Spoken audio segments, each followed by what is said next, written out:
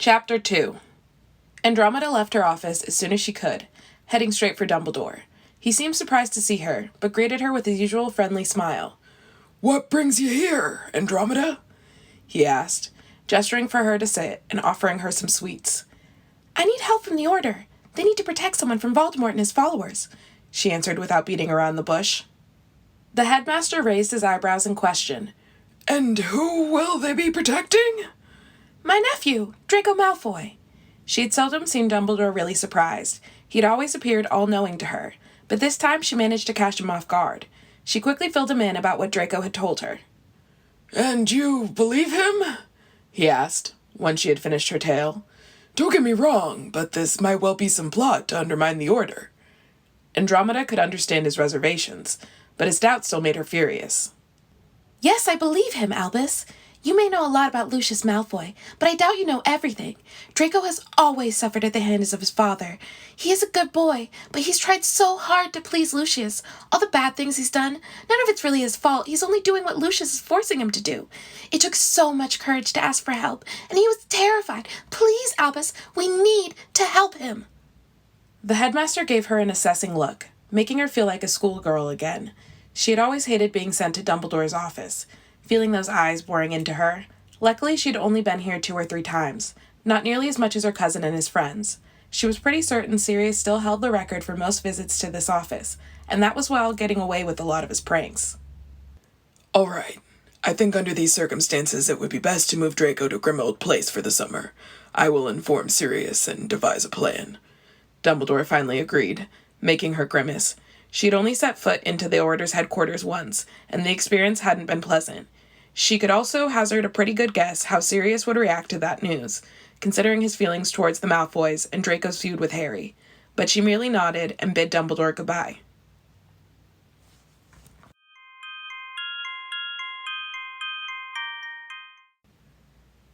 She wasn't surprised to be asked into his office again the next day. After watching Draco closely during mealtimes, noting again how nervous and pale he looked, she was glad that things were progressing quickly. "I had a talk with Sirius last night," Dumbledore let her know, making her wonder how exactly he had contacted her cousin. The Ministry was watching the Flu Network closely. Even the headmaster's fireplace was no exception to this ridiculous rule. But Dumbledore continued before she could ask. "He wasn't pleased, to put it mildly, but in the end he agreed. We will need to work out the finer details, but we still have some time. I don't want to move Draco until the end of term." Andromeda agreed, but there was something else bothering her. She knew her cousin after all. "I'd like to talk to Sirius as well. I was planning to go home for the weekend anyway. Do you think it'd be all right for me to drop in on him?" "Certainly, my dear. Just make sure to inform him about your visit beforehand. Last time I dropped in spontaneously, he and Remus were not quite decent," Dumbledore warned with a smile. Andromeda blushed, remembering vividly the last time she accidentally walked in on the couple. While she understood their need to make up for lost time, Sirius's years in Azkaban, it was still no excuse for the 2 men to rip each other's clothes off, where and whenever they felt like it, especially now that Harry was living with them. Making a mental note to flu call before her visit and to remind Sirius of appropriate behavior in the presence of kids, for whatever good it would do, she took her leave, returning to her office for another boring afternoon.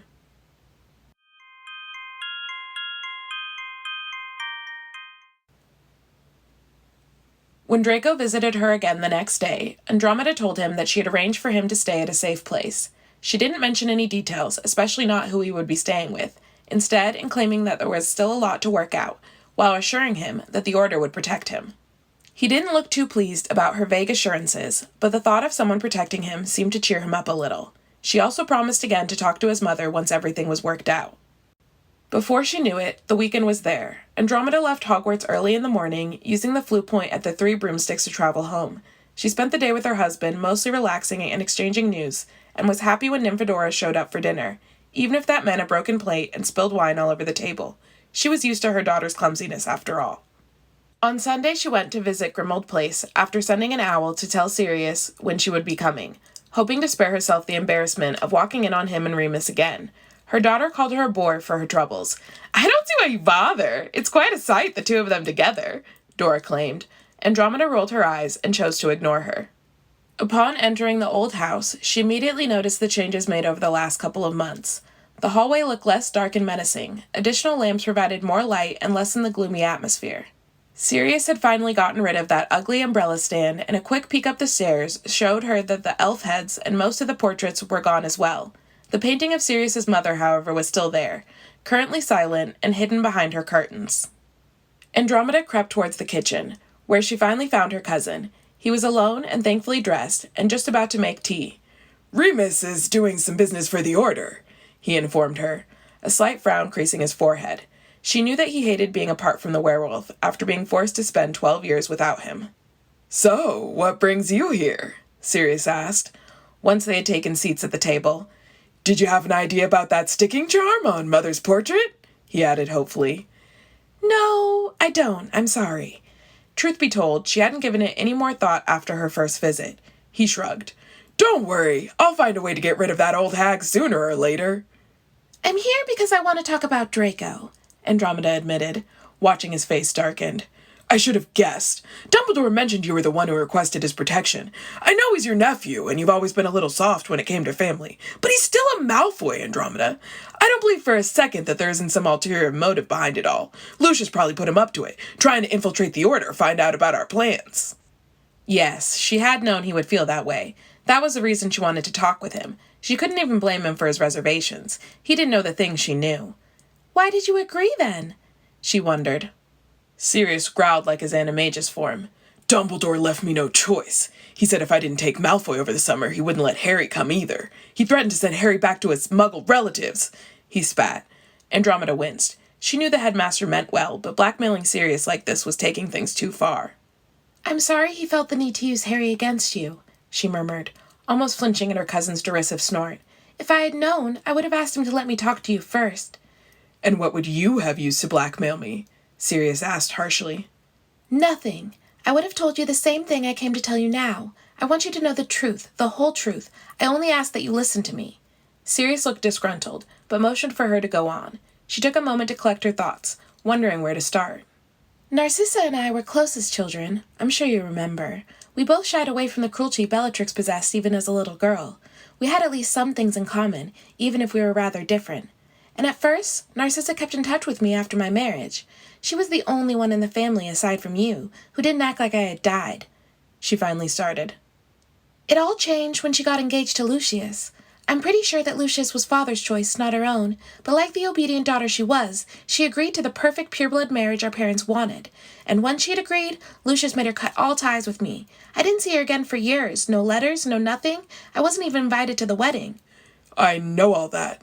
Sirius cut in impatiently. Andromeda ignored him. You can imagine my surprise when years later Narcissa turned up on my doorstep with her 4-year-old son. Her cousin looked just as surprised as she had been back then.